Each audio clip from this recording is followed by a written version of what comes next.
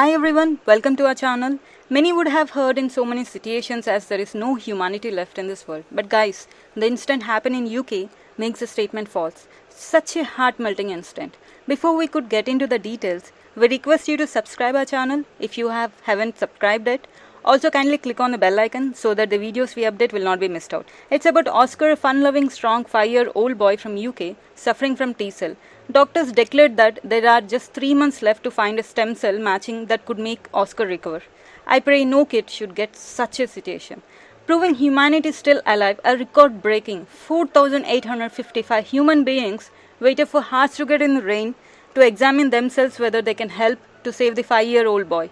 Many volunteers, charities like DKMS helped out in helping or completing the donor registrations. Oscar trainer states past 20 years in the career of educating, the kids by no means have seen any baby go through such a situation. It's a shock to Oscar's parents and his friends. No one could take this or trust. They have noticed him before Christmas and he used to be in his traditional happy-go-lucky self. It's like a nightmare which has happened. You can't honestly do anything about it. It's heartbreaking, isn't it? If a toddler falls over and cuts the knee, you can put a plaster on it. But something like this, you can just repair it.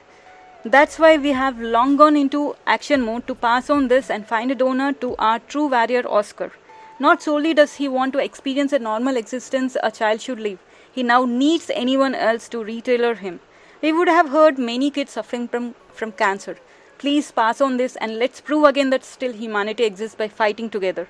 I salute and thank to the ones who have already taken the steps and are going to start to fight along to support Oscar. Please do not forget to pass on this, subscribing with a like. Take care guys, we'll get back with other interesting and informative topic.